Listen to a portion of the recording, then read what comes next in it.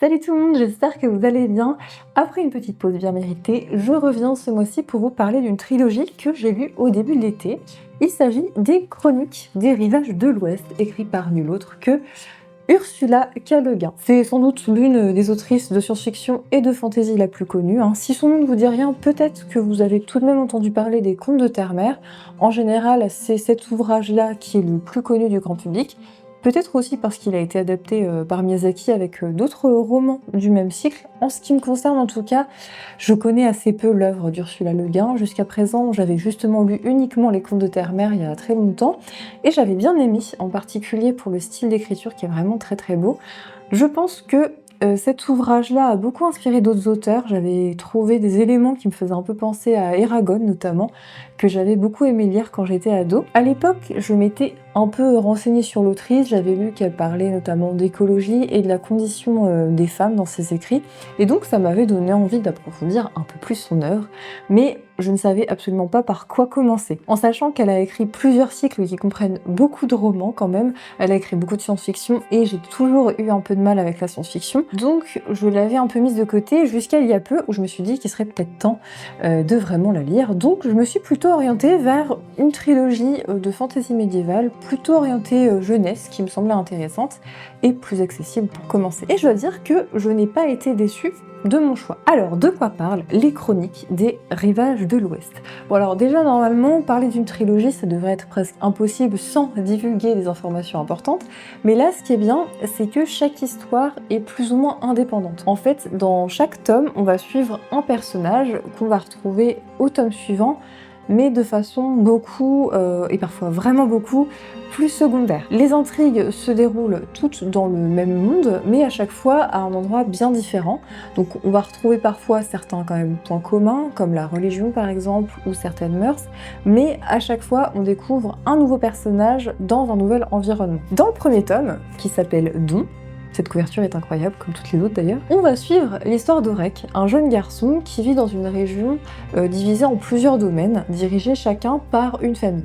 La particularité de ces familles, c'est qu'elles possèdent chacun un pouvoir bien à elles qui se transmet de génération en génération. Ce pouvoir, qui est appelé don, diffère en fonction des familles. Donc il y en a par exemple qui peuvent communiquer et appeler les animaux, d'autres qui peuvent insuffler une maladie, mutiler ou encore asservir l'esprit des autres. Oui, alors la plupart des dons ne sont pas très positifs, ça donne pas particulièrement envie d'habiter par là, mais toujours est-il que le don qui se transmet dans la famille d'Aurek, c'est celui de la destruction. C'est pas vraiment mieux. Le pouvoir en fait d'annihiler toute chose, et donc aussi tout être, par un simple regard. Donc un pouvoir à ne pas prendre à la légère. Et c'est justement tout le propos du livre, parce que Aurek, il va refuser d'utiliser son don en décidant de se bander les yeux, et cette décision va avoir toute son importance. Alors, avant toute chose, je tiens à vous prévenir, si vous cherchez une trilogie de fantasy épique, haletante, avec beaucoup d'action, passez votre chemin, c'est clairement pas pour vous. C'est de la fantasy, oui, mais extrêmement soft, les pouvoirs existent mais sont vraiment en toile de fond. En fait là l'idée des dons sert plutôt ici de prétexte en fait pour traiter de questions morales et philosophiques. Alors au départ j'ai trouvé ça assez long à se mettre en place parce qu'on ne sait pas vraiment où l'autrice veut nous emmener. Donc on nous raconte l'enfance d'Aurek, son quotidien, on apprend avec lui la façon dont fonctionne l'organisation hiérarchique de sa famille et des clans de la région. Le rythme est assez lent, mais au fur et à mesure, je me suis surprise à aimer ça parce que plus l'histoire avance, plus on s'attache à Aurek, et comme les thèmes abordés et les questions qu'il soulève sont très intéressantes, on a envie de continuer. Et surtout, le point fort de l'autrice, c'est son style. Elle écrit vraiment très bien, c'est indéniable, c'est poétique, bien tourné, elle a un vrai talent de conteuse, et heureusement parce que c'est l'un des thèmes phares de cette trilogie, c'est-à-dire le pouvoir des mots et des histoires. Dans ce premier tome, l'autrice introduit des réflexions sur l'importance des récits et des mots, qu'elle développera aussi dans les tomes suivants.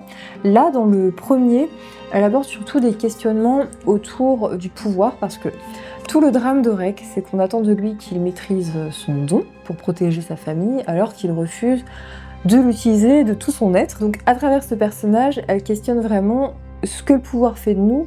Est-ce qu'il nous définit? Qu'est-ce qu'on en fait quand on l'a? Est-ce qu'on se doit de l'utiliser? Comment?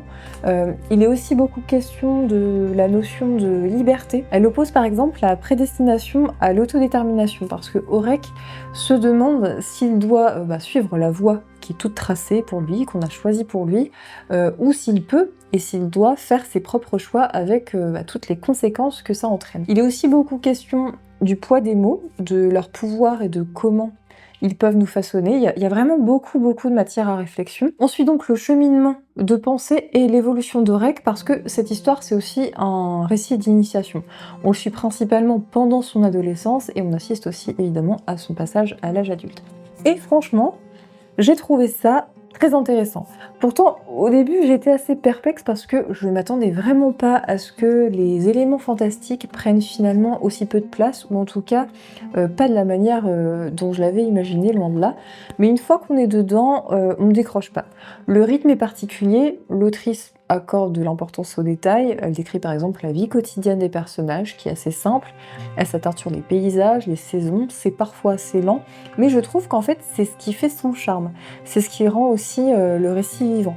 Je trouve qu'on ne retrouve pas tant que ça cette manière d'écrire, on est vraiment loin de l'heroic fantasy, on n'est pas du tout sur quelque chose d'épique, mais justement elle a une façon d'ancrer la magie et les éléments fantastiques dans le réel, et ça rend son univers beaucoup plus réaliste et crédible. Dans ce tome-là, j'ai aussi bien aimé le personnage de Graille, je sais pas si on le prononce comme ça, qui est la jeune fille dont Aurec tombe amoureux, et qui, elle, a le don d'appeler les animaux, stylé, et qui refuse de l'utiliser pour la chasse parce qu'elle trouve ça très injuste. J'ai bien aimé ce perso, bizarrement.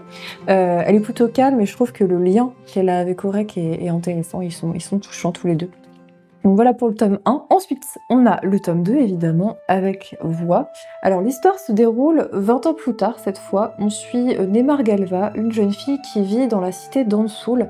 Cette cité était renommée pour sa culture et en particulier pour la richesse de sa bibliothèque et son université. Malheureusement, elle a été envahie depuis de nombreuses années par un peuple militaire, les Haldes, qui a réduit la population en esclavage et qui a interdit les livres. Dans cette ville, donc, la lecture est punie de mort. Et Neymar, elle a appris à lire et à écrire en secret, et c'est l'une des seules à connaître l'accès à la salle secrète dans laquelle tous les livres qui ont pu être sauvés sont cachés. Le plus grand rêve de Neymar, c'est la vengeance. Que le peuple qui a asservi le sien soit anéanti, rien de moins, et que sa ville soit libérée. Mais pour l'instant, elle est encore trop jeune pour être incluse dans la potentielle révolte qui se prépare, jusqu'au jour où un conteur très connu fasse son apparition et vienne changer ses perspectives parce qu'il s'avère que le chef des Haldes, qui dirige maintenant la ville, a un gros faible pour la poésie et les contes, ce qui va évidemment avoir une incidence sur la suite des événements. Alors dans ce tome-ci, il est question encore une fois de liberté et du pouvoir des mots, mais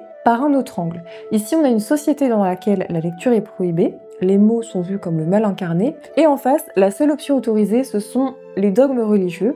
Donc l'autrice vient nous montrer ici à quoi ressemblerait un petit peu le danger d'un monde sans mots et d'un monde qui a peur des mots surtout, c'est-à-dire le manque d'érudition, de réflexion, de nuances, mais aussi d'imagination évidemment. Autant dire que ce sont des questions toujours très actuelles quand on voit l'état du monde. Alors c'est pas mon tome préféré, mais j'ai particulièrement aimé le propos parce que ça a fait écho à beaucoup de mes réflexions, notamment sur le fait que je trouve qu'au niveau des débats s'appauvrit d'une façon dramatique, que certains mots n'ont même plus le droit d'être prononcés sans qu'on soit immédiatement catalogué dans un camp ou un autre, parce qu'apparemment le monde se divise en deux camps, on ne savait pas mais c'est comme ça, et qu'à partir de là, l'écoute de l'autre s'arrête. J'ai l'impression qu'on ne laisse plus aucune place pour la nuance non plus, qui est pourtant à mon avis essentielle parce que en la refusant, on rejette en même temps la complexité du monde, qui est pourtant complexe, qu'on le veuille ou non. En fait, tous les questionnements qui sont abordés dans ce livre font écho à énormément de sujets actuels, que ce soit évidemment la censure, si on prend ce qui est en train de se passer par exemple aux États-Unis avec le gouvernement Trump, et certains livres qui sont interdits dans certaines écoles et bibliothèques du pays. Il y a même des bibliothécaires qui ont perdu leur travail pour avoir refusé de retirer certains livres. On se croirait dans une dystopie, mais non. Mais à l'inverse, je n'ai pas pu m'empêcher non plus de penser aussi à certaines réécritures de livres qu'il y a eu ces dernières années, comme celle des livres de Roald Dahl par exemple, et dans un registre différent mais pas si éloigné non plus, à l'utilisation de plus en plus fréquente des sensitivity readers, donc ces lecteurs en sensibilité comme on les appelle, qui viennent relire certains manuscrits avant publication et comment certains mots sont censurés, en tout cas remplacés, pour ne surtout froisser personne, alors qu'enlever les mots n'a jamais rien résolu. Au contraire, la réalité, elle, est toujours là. Je pense que je vous reparlerai de ce sujet plus en détail parce qu'il y a vraiment beaucoup de choses à dire, et il y a un livre dont j'aimerais bien vous parler qui traite bien de ce sujet à mon avis. En tout cas, dans Voix et dans cette trilogie, Ursula Le Guin met en avant l'art, l'écriture, la poésie et les récits comme étant d'une importance vitale. Elle montre très bien la puissance que peuvent avoir les mots et leur importance pour conserver sa liberté. Et elle propose, elle, plutôt une révolte par la connaissance plutôt que par la violence. Dans ce tome-là, le rythme est un peu moins lent, il y a plus d'action et il y a un peu de complot politique, donc c'est quand même assez différent du premier. Ensuite, on passe au dernier, qui s'appelle Pouvoir. Les couvertures sont quand même incroyables. Celui-là, il a reçu le prix Nebula du meilleur roman en 2008, il me semble. Ici, on suit l'histoire de Gavir, un jeune esclave qui vit dans la maison d'une grande famille et qui a la particularité d'avoir parfois des visions de l'avenir, qui ne contrôle pas vraiment. La seule à être au courant de son pouvoir, c'est sa sœur, dont il est très proche, et qui est esclave elle aussi. On suit un peu sa vie dans cette maison quand une tragédie, que je ne vous dévoilerai pas, le frappe et va le conduire à s'enfuir de cette maison, qui est le seul endroit qu'il ait jamais connu de sa vie. Dans cette fuite, il va découvrir ce que c'est d'être libre et va surtout se rendre compte que ce n'est pas du tout facile de l'être et de le rester. Alors, ce dernier tome, je pense que c'est celui que j'ai préféré, mais c'est aussi le plus difficile parce que c'est l'histoire la plus violente des trois. Gavir, tout au long de son voyage, il va être amené à faire différentes rencontres et expérimenter différents systèmes de vie en société. Ce qui nous permet à nous de questionner les différents régimes politiques qu'il va rencontrer, mais aussi de questionner surtout qu'est-ce qui permet cette vie en société. Il est beaucoup question de la notion de confiance et de liberté, encore une fois, mais ce qui, selon moi, était le plus frappant et intéressant, c'est le sort réservé aux femmes. Dans cette trilogie, il y a plusieurs thèmes récurrents. Le passage à l'âge adulte, l'importance de la poésie et des récits, la notion de liberté évidemment, mais aussi et surtout, j'ai envie de dire, la place qui est réservée aux femmes. Ce qui est frappant dans ce dernier tome, mais aussi dans les autres, c'est que les femmes, quoi qu'il arrive dans n'importe quelle société, ne sont jamais traitées à égalité avec les hommes. Quelque chose qui est très présent dans la littérature de l'imaginaire, mais je trouve qu'ici, Ursula Le Guin le montre extrêmement bien, mais cette fois pour le dénoncer. Dans toutes les sociétés que va rencontrer Gavir, les femmes sont toujours traitées comme inférieures. Elles sont en permanence renvoyées soit à la maternité, soit à la sexualité.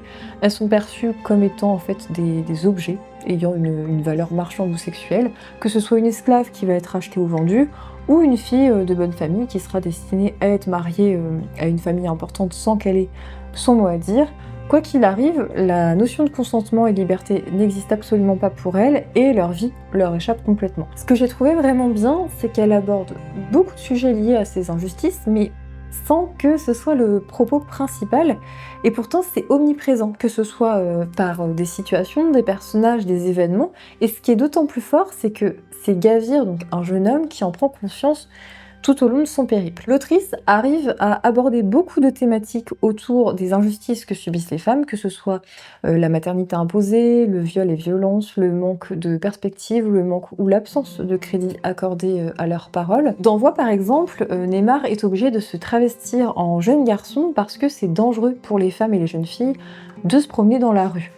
Il y a seulement les vieilles femmes qui sont considérées comme finalement ne pouvant plus répondre à cette maternité ou sexualité qu'on leur demande, qui osent sortir de chez elles. Et ce qui rend les injustices frappantes, c'est que les personnages féminins ne sont jamais des menaces dans le texte, et ce sont souvent elles finalement qui détiennent le pouvoir. Dans Don, la mère d'Orek est une femme instruite qui va transmettre le goût des mots et des histoires à son fils. Dans Voix, c'est Neymar qui est la gardienne du savoir, et dans Pouvoir, la sœur et la tante de Gavir vont avoir un rôle très important que je vous laisserai découvrir. Donc ça, c'est un point que j'ai très apprécié dans cette trilogie, c'est cette manière de montrer le sort des femmes de manière évidente, et pourtant toujours subtile et jamais lourde. J'ai trouvé ça très efficace. Je pense que ce n'est pas une lecture qui plaira à tout le monde. Comme j'ai dit, ici, il n'y a pas de combat épique, le rythme est parfois lent, même si là, il y a beaucoup quand même plus d'action. Mais voilà, c'est pas pour ça qu'il se passe rien. Donc si jamais vous avez envie de découvrir une trilogie de fantasy qui est différente, très très bien écrite, avec des personnages à la psychologie fouillée, je vous recommande de tester Les Chroniques des Rivages de l'Ouest d'Ursula Le Guin. Et je tiens quand même à souligner que les éditions Moatalante ont fait un superbe travail. Les illustrations, alors c'est de Sharzem Kamraza, j'espère que je prononce bien, mais vraiment elles sont toutes splendides. J'étais perplexe au début, mais je me suis laissée porter et je pense que je vais continuer à découvrir son œuvre en me penchant peut-être plus sur la science-fiction cette fois, même si là je me suis procuré Lavinia qui me tente énormément. Dans tous les cas, je pense que je ferai une vidéo sur cette autrice parce qu'elle a été très prolifique et elle a vraiment eu une énorme influence sur la science-fiction et sur comment elle est perçue aujourd'hui. Donc voilà, je vais continuer mon exploration et surtout si vous avez des livres que vous aimeriez recommander, eh bien faites-le en commentaire, ça pourra peut-être m'aider à savoir quoi choisir pour continuer. Et puis si vous avez lu cette trilogie, je serais très curieuse de savoir ce que vous en avez pensé. En attendant, je vous souhaite de très bonnes lectures et on se retrouve bientôt pour une nouvelle vidéo. Salut!